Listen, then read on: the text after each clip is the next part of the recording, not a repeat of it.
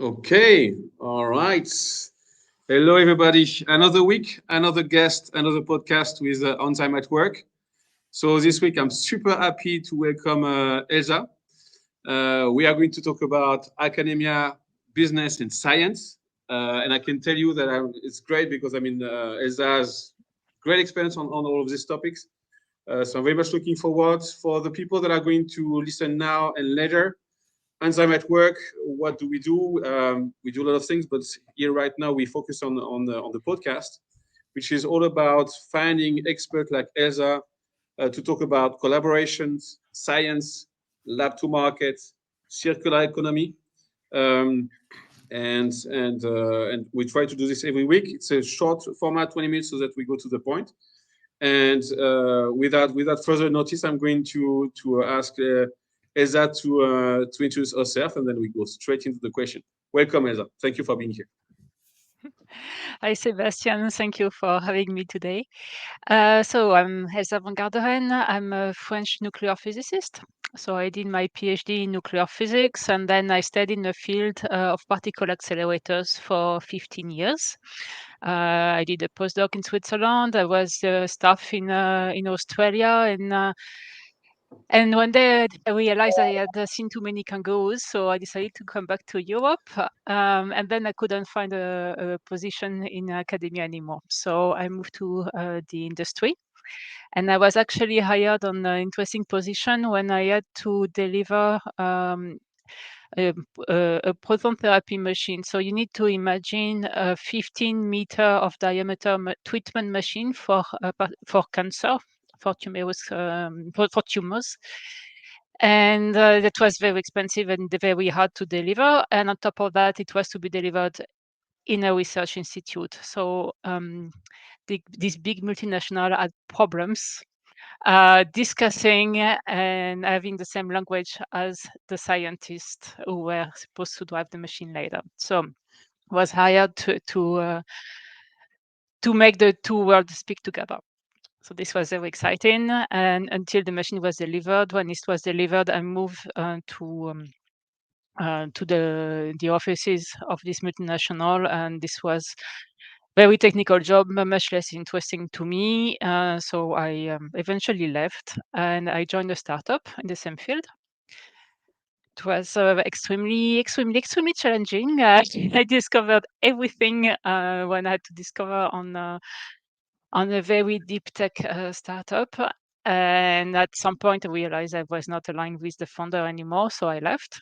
In the meantime, I understood that I had too much of a technical background, and I decided to start an MBA, which I completed in December this year, well, last year, 2023. During that time, I met a startup in Asia who wanted to expand to Europe. So I worked on business expansion. It was something they were working on the intellectual property and leveraging AI to do that. So I learned another field. And they eventually had to stop because they were growing too fast. So now I'm working as a consultant in the startup field. That's a long description or a short description of myself. I don't know.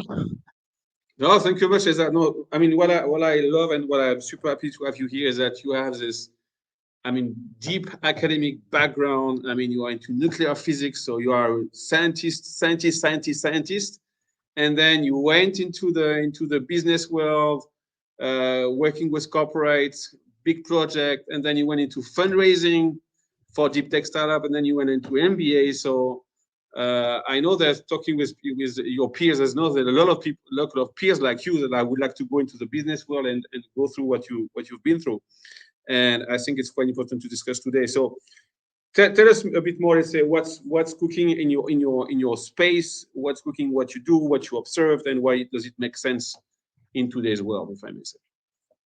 Yeah, I will speak about academia and business, how they work together and how they could work much better together. So what I observed is that those are two fields that really have problems discussing together. So this is why I was actually hired. I told you in this first position within corporate. So in the extremes, when you speak to business people what they think about academia, they will tell you academic people are useless, they don't bring us any money. That's correct in some sense, and the other sense, if you ask academics what they think about business, they will tell you it's all about money, it's about patents. We just want to publish our what we have discovered, and we want everything for free because we think the world where everybody has access to everything.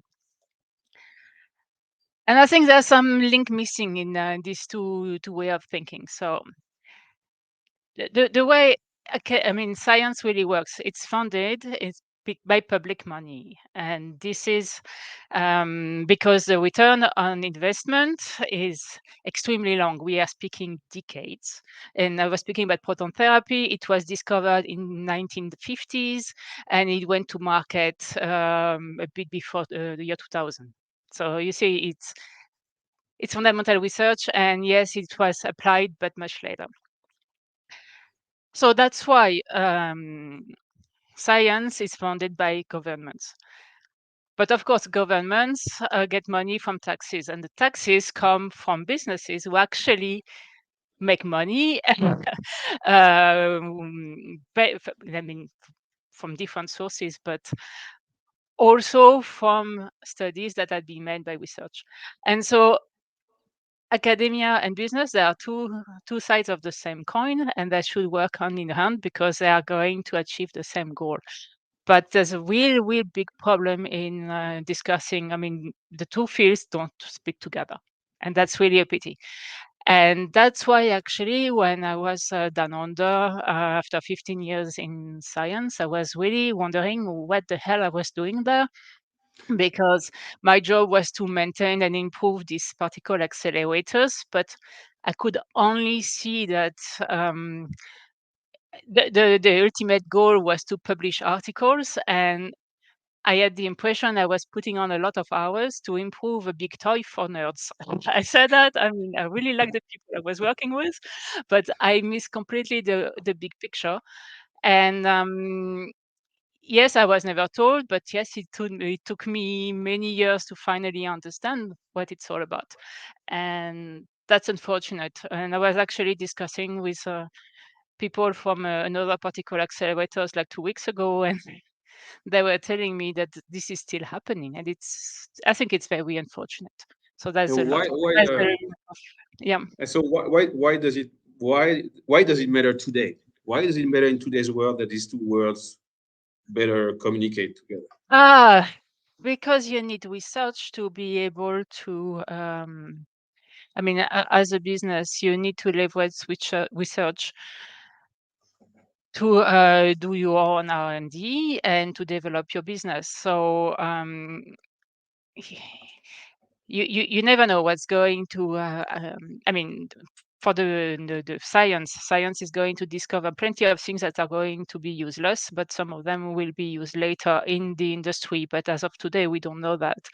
So we need to work together to figure out what can be applied so that you can have more industry developing more technologies to bring the countries forward.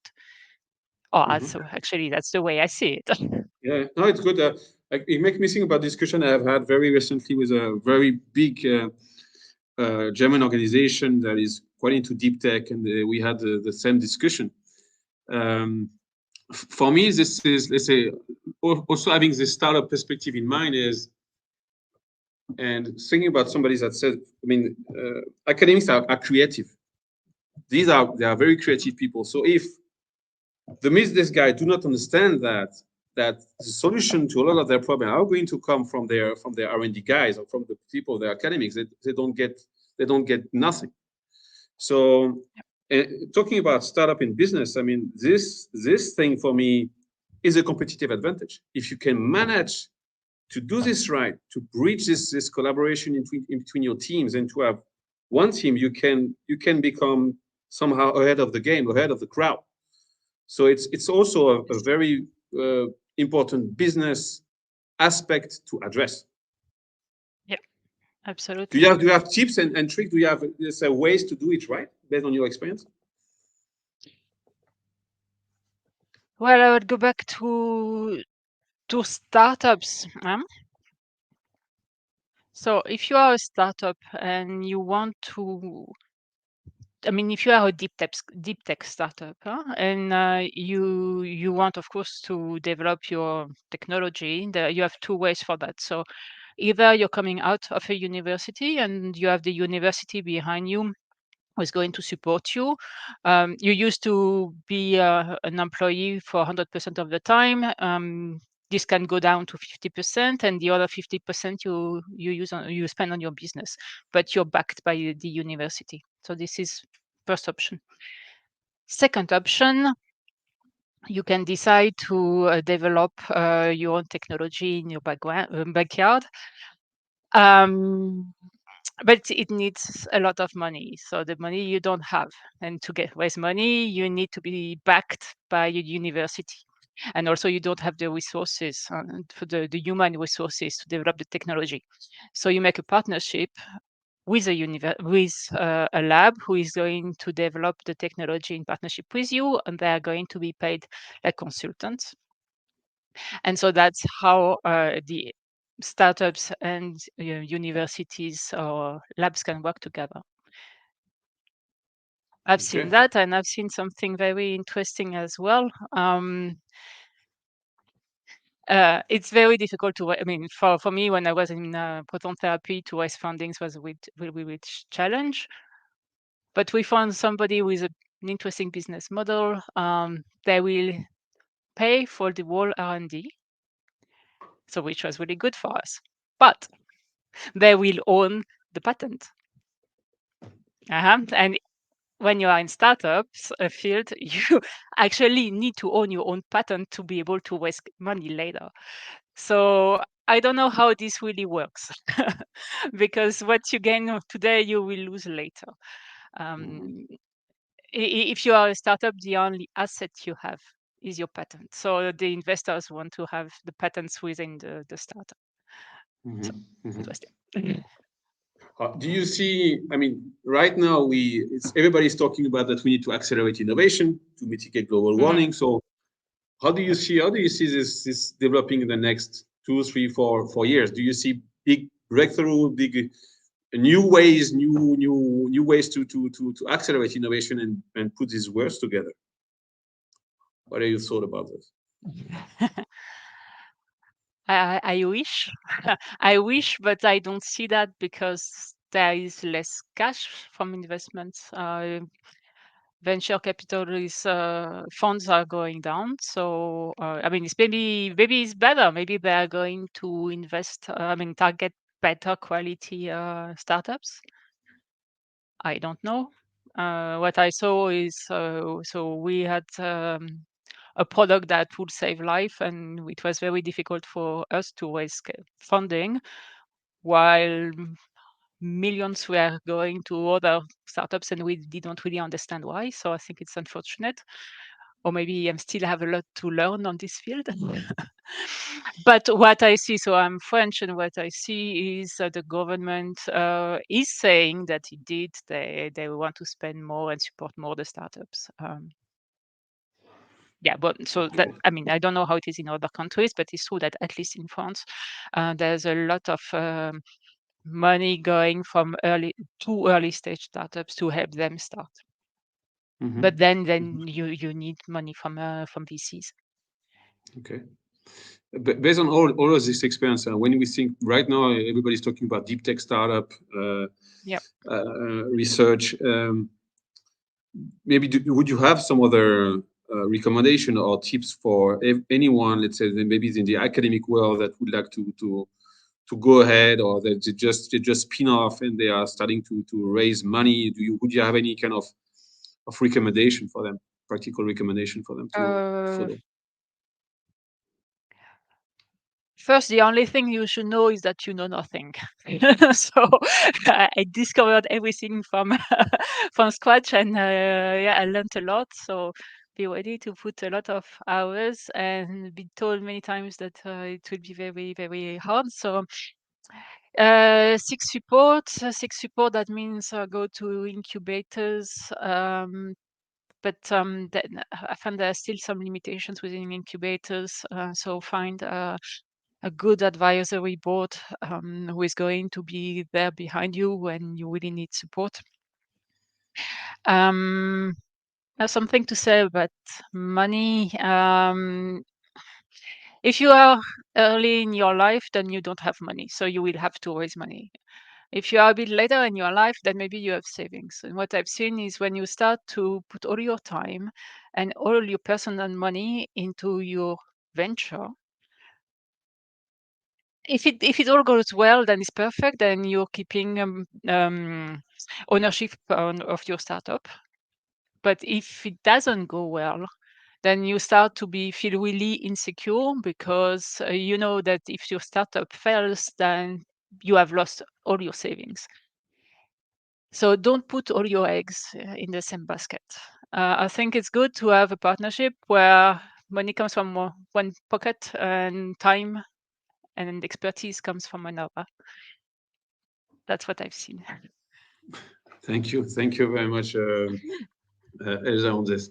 I will took the opportunity because I see that David is here, and just for information, Elsa, I interviewed David a couple of months ago on the same kind of topic. David is based in the US, but a lot of experience in Europe. And if I may, Elsa, I would just maybe give the floor to David, to comment or to ask question to Elsa, one way or another. David, up to you. Yeah, sure, Elsa. Thank you so much. This is a great topic. You started off with something that means a lot. You say we need to work much better together, but we don't speak very well. I'm curious, are there ways to do that? How do we help those two cultures come together?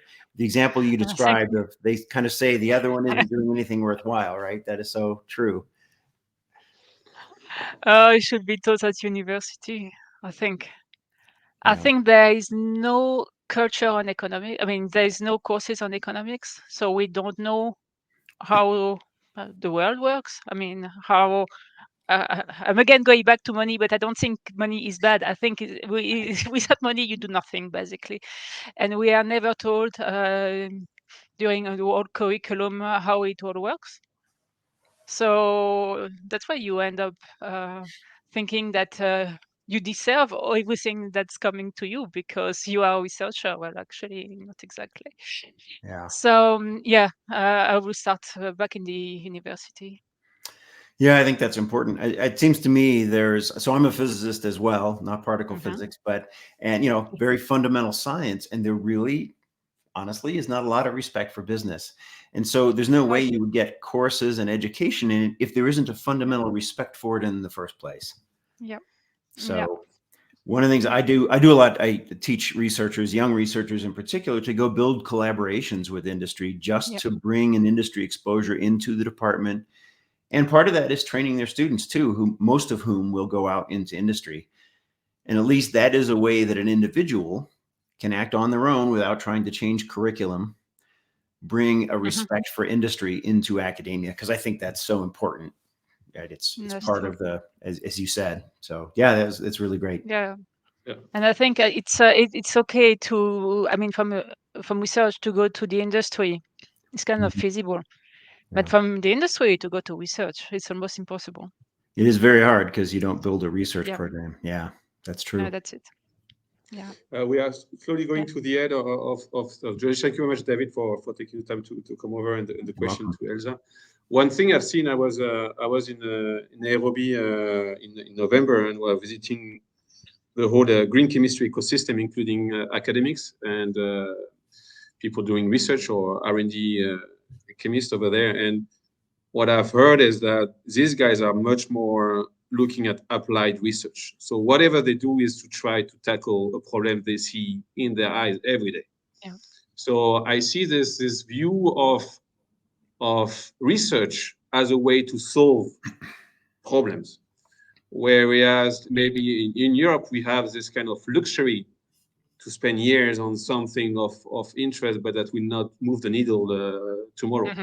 And I feel I've seen this entrepreneurship spirit much present and much more palpable in my discussion with the students and the young researcher in this KBT University in Nairobi, and across the ecosystem where people are really trying to say, okay, we are researchers, but we are here to solve societal problem. And I think it's an interesting views on R&D. You are peers. You guys are peers. You are all researcher, but it's interesting to see that from a cultural standpoint, there's different views on what a researcher mean and what is supposed to achieve. So I just wanted to bring this to the discussion today. But thank you again, Elsa, for your time, for sharing. I know it's super short. It is. But if anyone wants to reach out to Elsa, go ahead. I mean, she knows what she's talking about. Like I mentioned earlier. Thank you, David. Thank you for all the people that are going to listen today, going to listen tomorrow, for your time. And we see each other next week for another guest, another podcast, another discussion about this topic, because this is key topic to be discussed and to all of us to know about. So thank you very much, Elsa, for being here today. Thank you, Sébastien. Bye.